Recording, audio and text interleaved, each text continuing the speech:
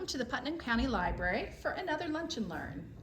Today we have Terri Walker with us speaking about aromatherapy. No, now it's my turn. It is your turn. Okay. Hi, so I am Terri. Let me just introduce myself a little bit. So my parents moved here to Cookeville in 1976. I was 20 at the time, so I didn't stay here, obviously. And my dad was a department chairman of the industrial engineering department there at Tech. I don't know, Turboville is the last time. My brothers all graduated from high school here, so eventually I did obviously move back. But I became an RN, a registered nurse, in 1975. I still have an active license. In 1990, and so I've worked a number of years, not continuously all that time, but I've worked a number of years. I have ICU experience, I have home health, hospice, doctor's offices, what else? Education, nursing education in the hospital. So I have a broad range of my nursing career. In 1990, I was greatly inspired to start studying natural wellness, nutrition, how does nutrition fit with health? And back in that day, there was no internet, so I had to do my best with studying books and just studying what I could find, and then gradually over time, the internet came up. So I have what's called functional nutrition training. I don't know if you've heard of functional medicine, but it's using food as instead of medicines, instead of pharmaceuticals. It's using food first, and so I have quite a bit of experience and training in that. I also have training and experience in integrative medicine use, and so I'm a holistic lifestyle is me. I just embody that because I feel so strongly about it. Obviously, I do believe in scripture, and I use the Bible significantly at first to try to understand what is health. But I'm not limited, obviously, to that. So in 2012, I was introduced to essential oils. I had no idea what essential oils were. But when I went to the class, man, was I impressed. And so that started my next phase of being healthy without pharmaceuticals. So what I'm going to do today is help you understand why aromatherapy is so important.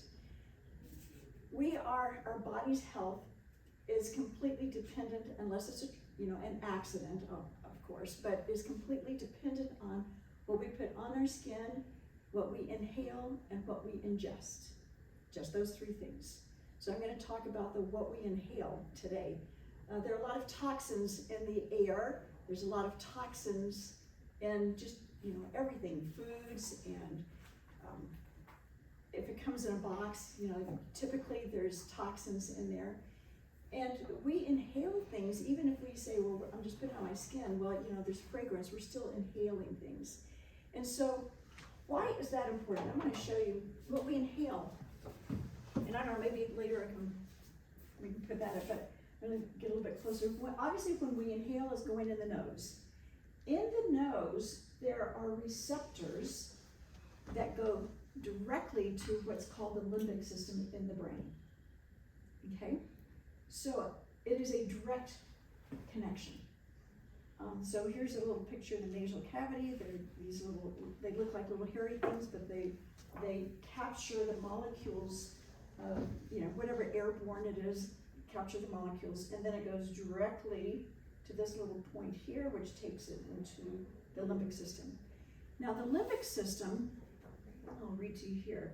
Limbic system controls memory processing, emotions, regulating of eating, hunger, and thirst, response to pain and pleasure. It controls what we call the autonomic nervous system, so your breathing rate, your heart rate, your blood pressure, things like that we can't control. Like I can control this, but I can't. There's no way, nobody can hold their breath in this way, with little kids. If they get mad and they hold their breath, that's okay, just let them, don't even try to stop them, because the body won't let them not breathe. And then hormone regulation. Every hormone regulation starts in the limbic system. So why would that be important, do you think? To, to make sure that what you're breathing is good. Why would that be important, do you think? Based on just what I've said here. Are there toxins that could affect this limbic system and its functions? Now let me ask you guys, what is aromatherapy? Why did you come today? Because I seriously doubt, it's a class assignment or something. So why did you come? I'm curious, if you share with me, why did you come? What are you interested in? What are you curious about? I've known about essential oils for some years, and just wanting more information, and maybe you could, I'm sure you can tell me a lot I don't know. Okay. Same, just wanted to know a little bit more about it. Okay, so you both use essential oils now? Yeah. Okay, good. Yeah, same. We also use oils and want to know just maybe more benefits that we don't. Yeah. Fragrances, I love the aromatherapy fragrances, I don't think loving fragrances. Yeah. Salmon asthmatic. Ah, yes. And see, things with that, I have to, sometimes I'll use an inhaler because that's the only thing I can use, because if I use like fragrance stuff, it makes me sneeze and. So you brought up a really good point, because there are synthetic fragrances and the body cannot handle those well. So we have reactions to synthetic fragrances. Whereas a truly pure essential oil actually helps the body. So I only mentioned this one thing about, when we inhale, the receptors that go to the limbic system, but where else then, when we inhale, where do we typically think of where things go in our body when we inhale? The lungs, yes. So it's whatever we inhale is going to go perhaps to the limbic system and to the lungs. But before I get to the lungs, there's another way that the brain can be affected by what we inhale. Now, y'all know molecules are different sizes. There's some molecules that are really small that when you inhale, it'll still get into the bloodstream and it'll go into it'll pass the blood-brain barrier. Now, not every molecule will do that, but if they're small enough, they will do that. So with essential oils, you can do that. That's another way. But to get into the bloodstream, you have to inhale it. It has to go down into the lungs, into the alveoli. The alveoli is where that, when you look at pictures of it, it looks like, either a broccoli, tree, or it looks like a tree, because it has all these little teeny tiny exchange places, so that what we inhale then goes into the alveoli, which then goes directly into the blood system, and then it gets carried around throughout the blood. Welcome. So it's so important for us to make sure that what we inhale, we do our best to not have toxins in what we're breathing. So, as I, listed all the time, let's just talk about them. Where all can, since we know that the limbic system, and we know that, we inhale, what else so what body system or body part, or what do you think can be affected by simply inhaling? Exactly, every single thing. So I don't know your name, but when you talk about inhalation or an asthma, absolutely, it's extremely important that this is one way of reducing the asthmatic response, is by what we are inhaling. Now, you did bring up that one point that I want to get back to, the synthetics. So synthetics are created where? Lab. In a lab. And can a lab reproduce exactly the same thing that's in nature? Not at all, not exactly. Now some things can be close, but there's nothing that is exactly the same. And so when we either inhale or ingest or put on us, you know, those things that are synthetic, how might the body respond? You got the one, you know, great answer right there. That's one response is asthma or some kind of reaction. In fact, asthma is usually caused by some kind of reaction to something, you know, that's not natural to our body.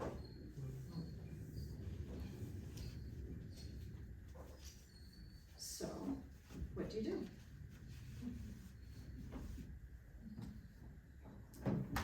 I am a huge advocate. I'm 68 and a half. I'm on no medications. I don't ever take anything over the counter even. I have no diagnoses, you know, nothing like that. And I've been practicing this natural way of living for so long that, you know, I'm good. So, just given that statement, if you want to improve your health, what do? Use natural. We need to put on and in our body that which is natural. And I go back to, now personally, obviously, I go back to, you know, Genesis 1, but I'm not at all opposed to understanding evolution. You know, and we know that from evolution, that the amount of diseases, chronic illnesses that society, that civilization is experiencing is, it has to come from the environment because the body has never had enough time, if you believe in the evolution, to evolve to taking care of these. So every chronic illness is a direct result of your environment. That's, again, what you're putting on your body, what you're inhaling, and what you're ingesting. So, why don't you ask me some questions then about inhaling, this aromatherapy. You know, maybe you have something, well, let's talk about asthma. All right, so asthma is a reaction to something in the body, something that it has invaded the body. I'll use the word invaded. And so there are all these little, you know, there's the immune system, there's the, you know, it's taxing me. Oh, I forgot to tell you guys, I became a massage therapist, licensed massage therapist last month. So that's now my final part to natural wellness, holistic wellness. So the lungs, the molecules, you know, the immune system is reacting to something and it's coming out as a difficulty breathing. So you've got constriction of, you know, the bronchioles, you've got, you know, wherever. And so if it's a result of the toxins, then what can you do?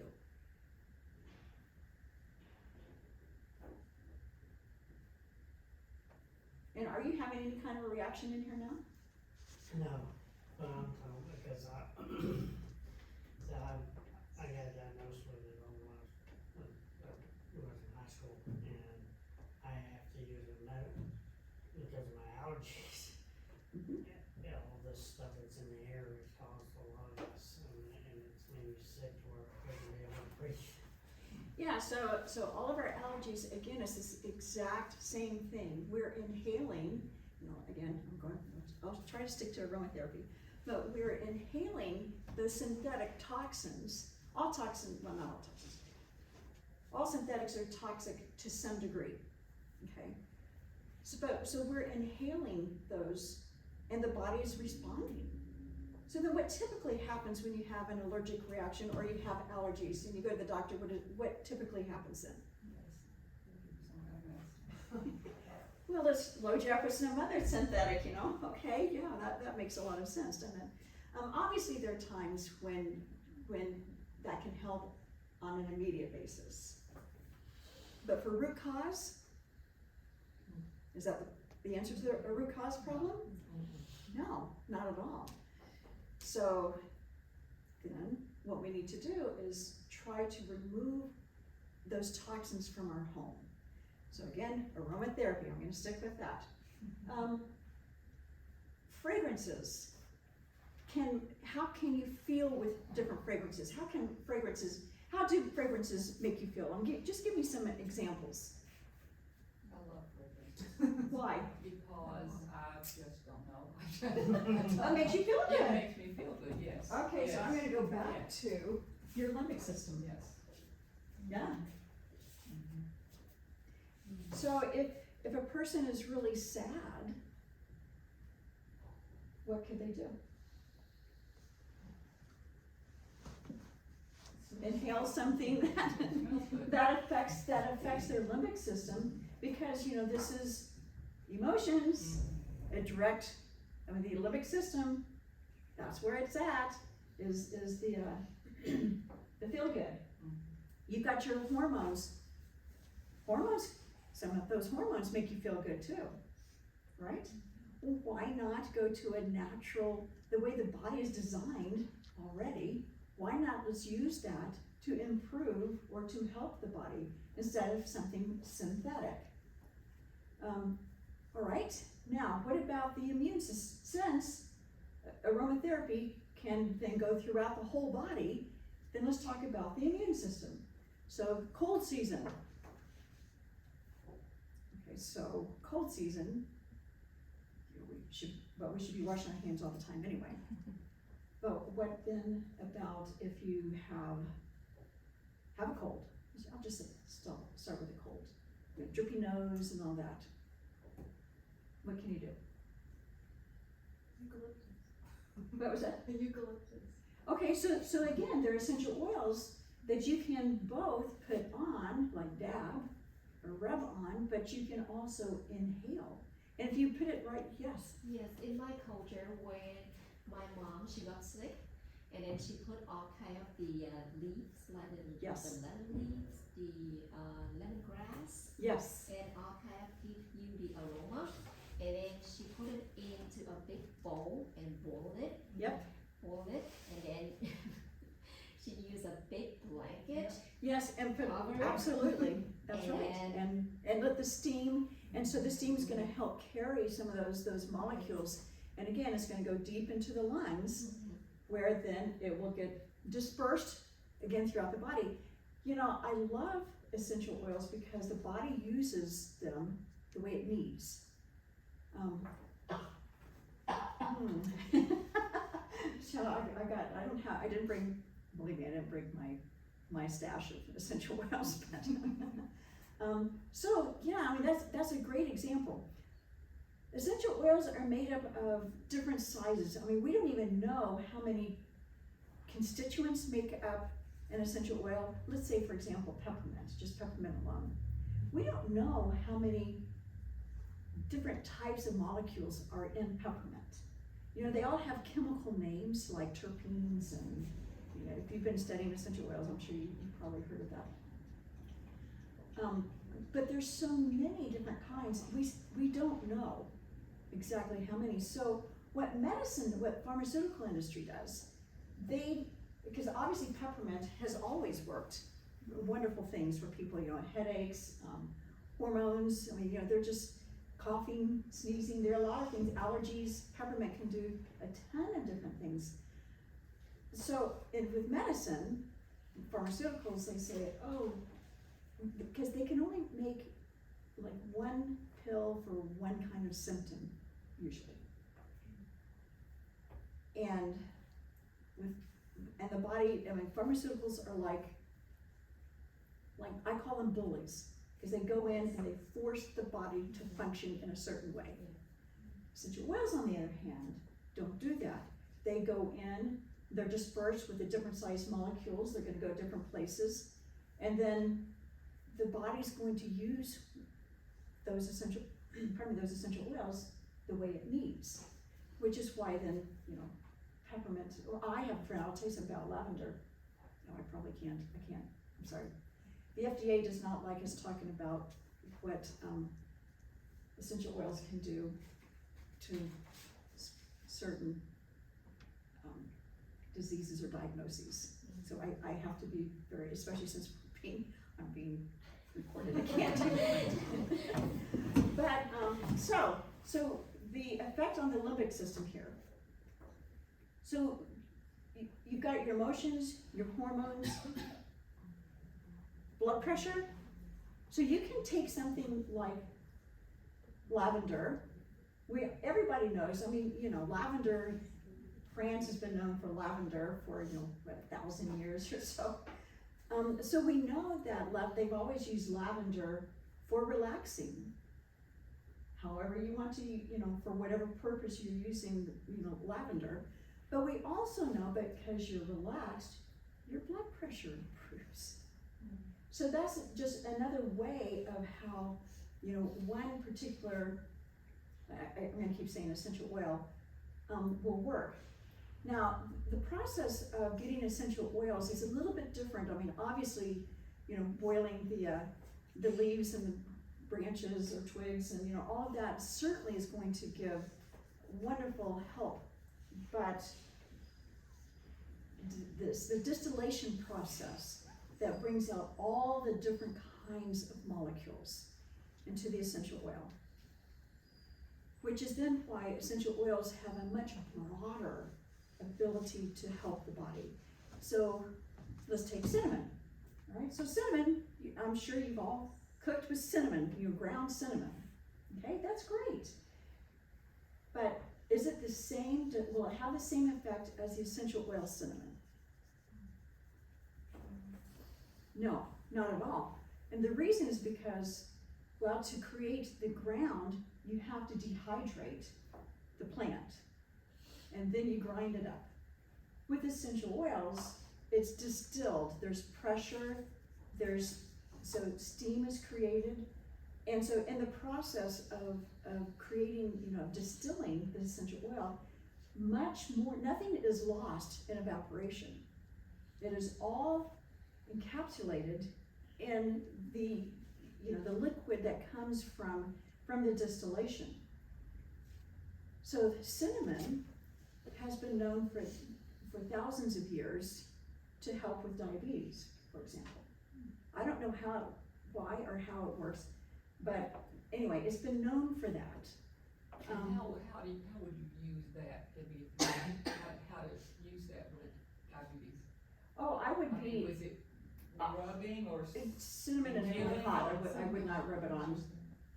Okay. Although if you use, I would take like 1 drop in coconut oil or some type of, a healthy oil. And then, yeah, you could So rub you it on, use it but to- I would ingest the essential oil. Ingest it, how would you? So for put it in okay, a I'll take diffuser or in? Well, and put it in a diffuser, absolutely, I would do everything. So I make what I call my hot toddy at night, okay? That's my name for it, it's not a true hot toddy, But I get raw milk, and so I warm up my raw milk, and I put a little bit of maple syrup in there, and I put a drop of cardamom, cinnamon, clove, and nutmeg. Oils. Now, this is another reason, okay, let me introduce the idea that not all essential oils companies are the same.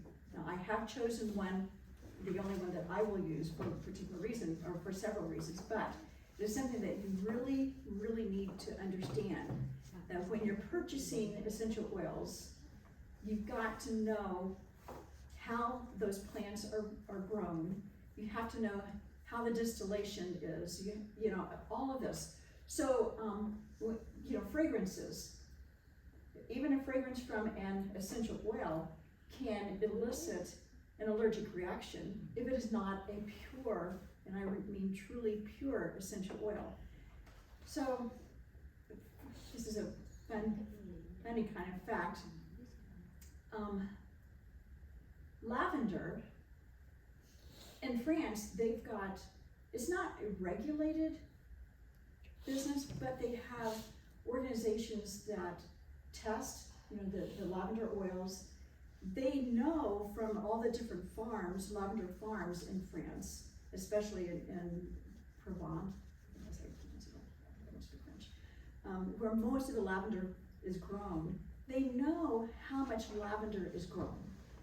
Based on that, they know how many gallons of essential oil there should be, because you can't get any more than what's there. They know how much is exported. So when you have more exported than is possible to grow, then why? How did that happen? Yes, different things that are added, and I know that at least at one point, that in order to consider an essential oil, a pure essential oil, you only needed to have like 5% pure essential oil in the little bottle. So, which is really sad. But this is why it's so important to investigate, the company that you're using. And also, sometimes, I remember going into a drugstore one time and they had a bottle of peppermint, again, peppermint. And on the bottle, and it was really cheap. But peppermint's not that expensive anyway, but it said on there, not for internal use. And I thought, oh, wait, peppermint? You just go out to your garden, pick some peppermint, and you can make tea. So don't tell me that this is not for internal use. There's something else going on here. So that's extremely important that that you investigate where your essential oils come from. I also, there's a market, an industry of essential oils where a lot of them are grown in the Middle East. And in fact, I on my computer, I have a copy of the industry's marketing newsletter. And it showed pictures of where, I guess there's, several different kinds, but there's rose and, I don't remember all the different places or different plants that were grown. But it showed and these are little farmers, which is fine. I'm not against, believe me, I'm not against, small farms, small business. But they had what looked like their rusty diffusers, not diffusers, distillation equipment. And I thought, that's where some of that is coming from? Oh my gosh. Pardon me, also on labels, if you get how many things in a grocery store are labeled with fragrance? And where do you find most of those? I think most of them are probably in your laundry, your that kind of stuff. I cannot stand walking down there because to me it's I just smell the synthetics. I've been using, pure essential oils for so many years that, oh my gosh, I can't stand. But they'll even say sometimes, with essential oils. But there's I think like 5 levels of essential oils. So the bottom level is going to be your industrial synthetically made. And see, they can call this synthetic essential oil. It's like when you go down to the grocery stores, and you go down that aisle, you can smell it, it's laundry detergent. Oh my gosh. It gives you a headache, just like perfume. Yes. So the bottom level is that industrially made synthetic essential oils on, like a pyramid. And then you also have your synthetic perfumes. So 500 years ago, what were perfumes? Herbs and essential oils. Essential oils and herbs, exactly. So with the ability of industrialization, they can now say from a laboratory, oh, here's the recipe for creating the smell of wintergreen, for example. Okay, I picked wintergreen because in BioFreeze, they say it's wintergreen, but it's a synthetic wintergreen. Whereas if you use just the plain old essential oil wintergreen, you're going to get much better results than the BioFreeze. Okay, so then you've got your synthetic fragrances for industrial purposes that are completely synthetic. You've got probably a higher grade, for the perfumes. You also have where they mix some pure with some laboratory created synthetic and still call it the same. And then the highest level would be your therapeutic grade type, where there's nothing synthetic, nothing, like no plastics are used either in the distillation process, you know, it is completely pure. The soil is completely organic. The plants receive no type of pesticides or herbicides or, you know, that would be the highest quality. And I had, you know, had already been studying that, part of my learning process, you know, what it means to be naturally healthy, the way I say, you know, God, you know, created us to be, or the way in evolution that the body evolved, all of that goes into account. You know, anything that's adulterated, the body has to sometimes fight against, sometimes it just doesn't know what to do with it, and so sometimes for toxins, the body will encapsulate it in vat, because it says, this is too dangerous to go through the body, so let's cover it, let's grab it and cover it and put it in vat. Yes, that happens. So, no, where was I going? Don't remember now where I was going with that. Ask me a question. I have a question. Can you share, maybe when you're off camera, what brand of essential oils you use? I'm happy to. Yes. I'm saying you can go to my website, but I also don't have it blasted there. You know, it's on the page under Terrific Health. There's a page on there where it says essential oils, and then I talk about essential oils in general. But then one of the FAQs, if you want to look at it, is, you know, what do I recommend? Yes, ma'am. How the aromatherapy will help for the spirit? 'Cause, Yes. I understand about mind, body. How about spirit?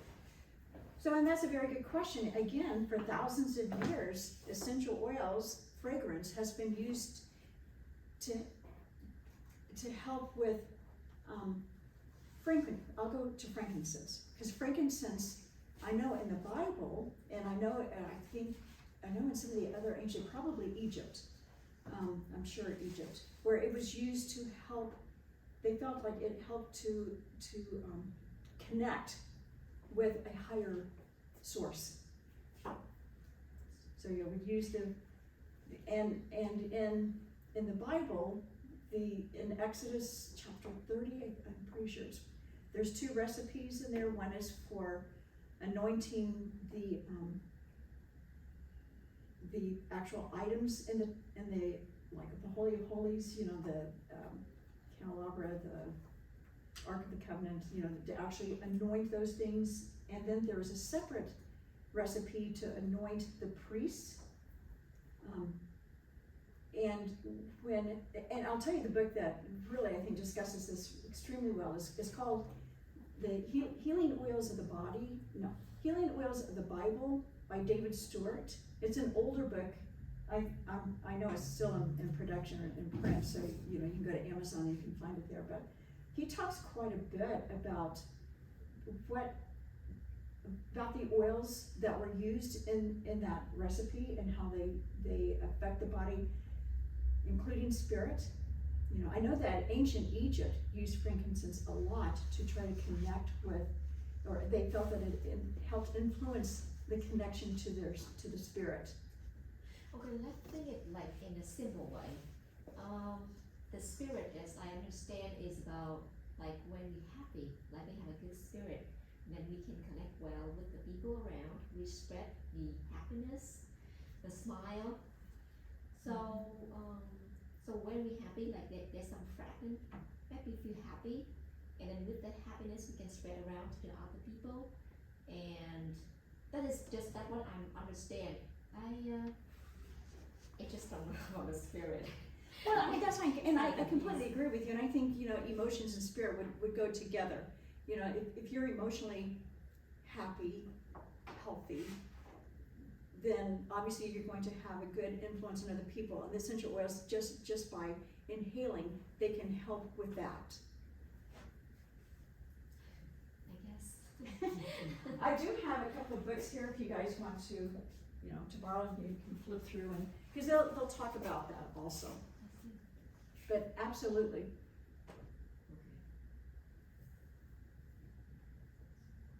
Another question?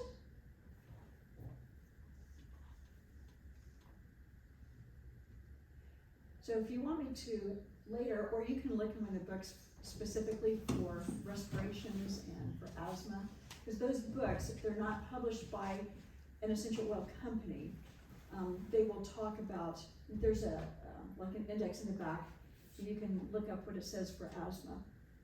Do you have anything to tell us about diffusers? So yes, that's a good question. And unfortunately, my diffuser is broken and I didn't realize that, so you're not getting much. What I will pass around though is my peppermint, the two that I also put in. You know what, I'll start. So the, and peppermint is known as a dilator, which is why peppermint has always been good for headaches, because it helps to dilate the blood vessels. So this is what you should have been smelling, you know, when you came in.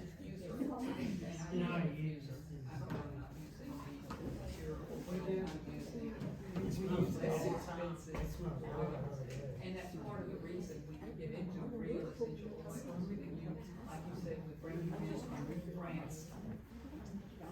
They're expensive. You know, I think that's probably the reason many people might even reject that, not reject it, but not. Well, not understand, yes. Exactly. I mean, it's like your food, you can buy cheap food and you will be unhappy. Absolutely. But if you're using it as medicine, Yes. for sure worth Yes. buying the. It is, and I'm all about that, but my question, I use a diffuser, and I do, if I were, and I have some of this oil that you're passing around from what probably would recommend. To put that in water, I mean, that's how you, in other words, what's in the water that is maybe changing the. There's nothing's being changed. It's just a facilitator But, to, you know, there's so many chemicals put into water. I Oh, mean, that's because, began to be I have begun to hear that that's a thing to be concerned about. yeah, and it should, if you want to put a little bit like on the back of your neck or up here, or just, it's kind of hot, so I wouldn't put it all over, but I would just kind of dab it and just see how your breathing improves. Cause I mean, I hear it in your voice when you speak, you've got, and it's probably chronic, and so you probably sound like this pretty much all the time, but I hear it. So, What's in this one? also, what's in the little bottle is a sample of what's called peace and calming. So I know that there's citrus in that, and I know, and we always laugh saying, oh my gosh, I need to just drink, you know, pour it on me. So one of the interesting things, okay, diffusers, that's right, let me go back. So there are two types of diffusers, basically. One is where you put the water in the diffuser and you add a few drops of your essential oil. There's no heat involved. I don't know what is creating the mist. I've never looked into that, but you have the mist, and then the molecules of the essential oil will get dispersed. Now, as I mentioned that there are different sizes of molecules in the essential oils, when you diffuse, the smaller molecules are going to be dispersed in the air first. Okay, and so at first, you know, some people say, oh, well, I don't smell anything after, you know, an hour or so. Well, part of that reason is because of the small essential oils gets dispersed, like I said, right away. And those are the ones that we typically smell because they go through the air so quickly. So we smell those. But the larger molecules are still going, they're still being diffused. We just don't smell them as much. However, you still get the benefit from it. So you recommend a diffuser for, just like you said, the cinnamon and diabetic? Oh my gosh, I You would recommend a diffuser for that, a diffuser for everything. coolness. A cool Well, diffuser. yes. Now there's another thing that you can do. There's another type of diffuser, and it is much more expensive. But where you can actually put the bottle of your, you know, the open bottle, and there's a little part of the diffuser that will stick into your bottle, and so you're actually just diffusing pure essential oil. What's And it called? that is really good, pardon me? What's that called? Oh gosh, I don't remember. It's a machine goes. It looks just like a diffuser, but it just, so you have to, you know, like on Amazon, you'd have to look at, what it's called. If you decide to use the brand that I use, then there is, you know, there's a place on their website about diffusers, and they do have one, maybe two, I don't remember, but at least one that will diffuse directly from the bottle. Now, there are wonderful benefits to that. So the mold, okay, another reason to diffuse. However, one of the problems with mold is that it needs water. You need moist, dark environment. As I learned this from a man who has his PhD in, what was it called? Well, anyway, he's got his PhD. He also, when he retired, he opened up his own mold remediation company. And he showed where and he'll tell you, he said, if you want to kill mold, do not use Clorox, don't use vinegar. And the reason he said about Clorox, he said, because in your bottle of Clorox that you buy, it's made up of a lot of water. And so what Clorox will do though, is it will kill some of the cells, but they stay there dehydrated. And then when you go turn on your shower again, And what did he recommend to kill mold? it's the thieves. Oh, okay. And he's got the studies that show it. And oil, It's a blend. a blend. Yeah. Okay, and what's in the, what is the? So they're fun. Primary. Well, they're different, you know, kind of recipes. I mean, this is a fun story, and it goes again to the effect of aromatherapy. So you can go back in time. I mean, you can go Google thieves, one of the plagues. You know, I'm just thinking of Google words you can put in: thieves, perfume, plague, France maybe. I mean, I don't remember, but you're gonna get these stories during some of the plagues, or one of the plagues in particular. This group of men were going around stealing from the victims, the plague victims' homes, and of course their bodies, but not getting sick. And so the question was, how are they doing that? How are they doing that?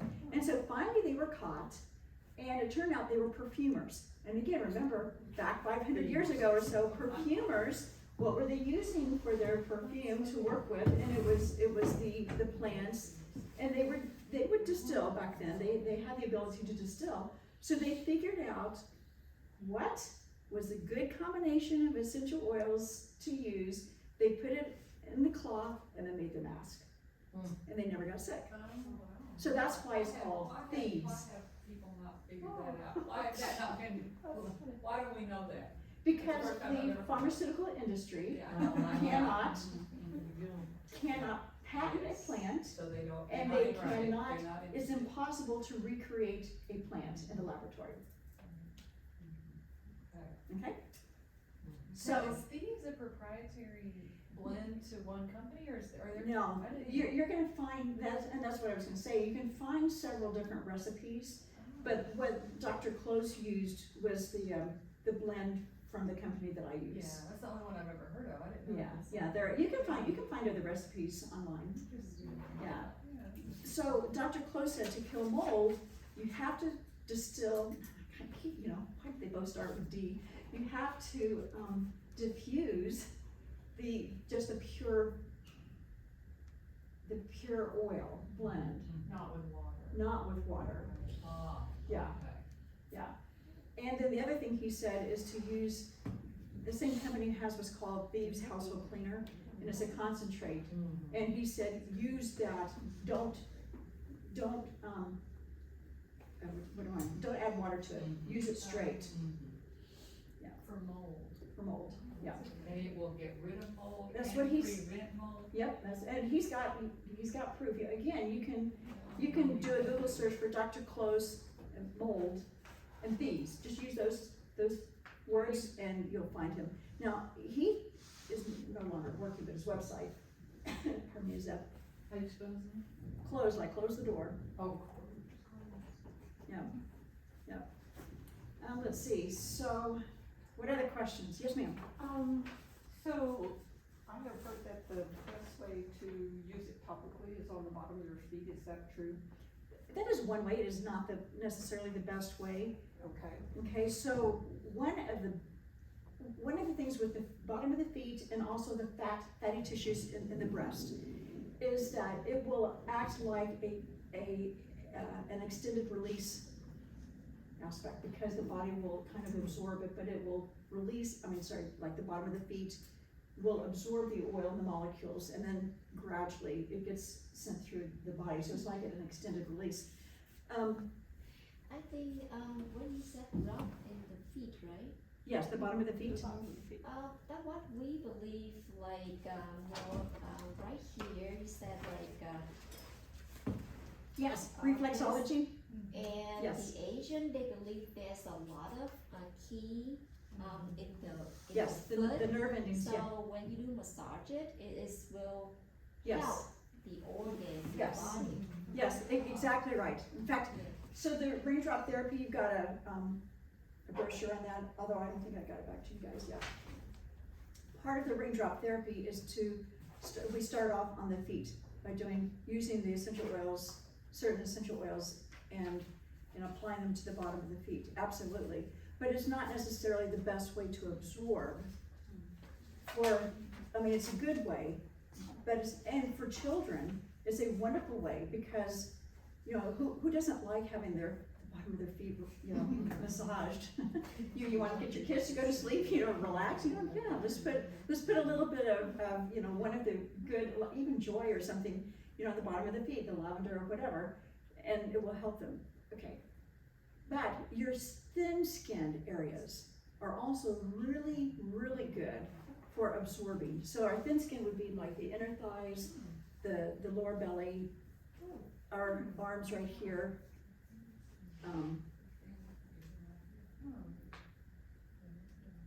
Yeah, those are also very good places. So if you want a faster reaction kind of thing, that's a good place to put them. So back to the aromatherapy, the size, if that were working, we would smell it in here, so I really do apologize, that's great to come with you. Is that a water one? Yes. And they do come in different sizes, so you can have small ones. Actually, I've got one for my car. And when I'm going on a long trip, I just plug it into the little, what do you call it there in the car, and put my oils in that, either, and some of the oils that, oh man, I forgot about this story. So when I was studying, so I took the exam for the massage license in March, first part of March. And for 2 weeks prior to that, I immersed myself in studying for that. And it was a brutal test. And one of the things that I did though, was I made me a blend where I would be able to focus really well. So it helped to relax my brain, so I wasn't scattered, and thinking, oh my gosh, am I gonna pass this test? So for days, I would just smell that blend. I would also put it on me. I did not use it in the diffuser, but I did put it on me. These are temples, the back of the neck, and the base of the skull, a really, really good place. And then, this is another thin place, that's where they tell you to put perfume. Yeah, so those are really good. So I did that, and I would dab it a little bit right here, so I was constantly smelling it. And I did that several times during the day. And Saturday came for me to drive to Nashville to take the test. I was so calm. I was shocked at how calm I was, because it was not gonna be an easy test. I knew that.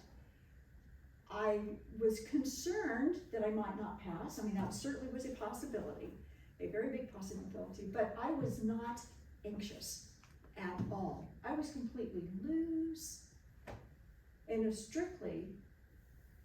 I also ate right. But aside from so eating right, and then using that blend just to help me focus, and relax. And what blend was it? Was it So I gotta remember what all I just put in. I the put- pepper? I created the blend myself. Oh, okay. Yeah, but I mean, there are blends that will do that, but I picked these, they just seem like they would be a good mix to do. But oh my goodness, I just, definitely have a huge belief in, well, essential oils for everything, but the aromatherapy, it works, really, really works. So there's a white paper inside there. If you would like more information, if you would like, I didn't put my website on there, but you wouldn't keep, no, I get the white paper if you want. If you would like to be on my mailing list, you may do that. If you want information on this, if you want me to give another class like here, and specific information, I'd be happy to do that. Yes.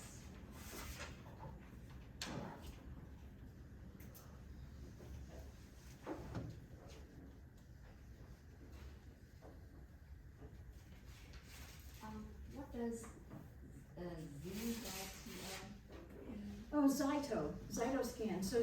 So there are some, well, how, actually, this is very interesting, during the pandemic, there were some places where, I know in Korea, they did this, South Korea, before you could go into a store, they had to, and it was online, they would get your temperature.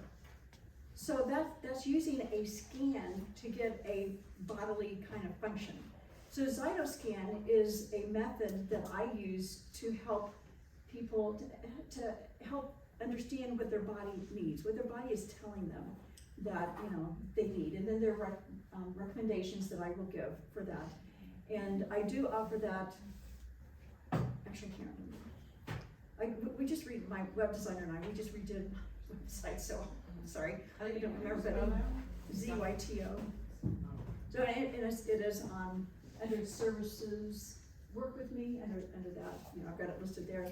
But it's just a little 30-minute thing. It goes through your phone, and it reads the blood circulation under the skin of your face, and it takes 30 seconds to do it. And then it gives you, what's out of balance and some recommendations for that. It is not diagnostic at all, but I have found it to be extremely accurate in helping, and it just gives you a good idea of maybe what direction you should go with for a few weeks, and then anyway like that. So I'm going to go ahead and end the recorded portion of this. And so just for our viewers for this recording, Terri's website is with Terri, with an I, withterri.com. So if you want to look at her website, feel free to go there and learn more.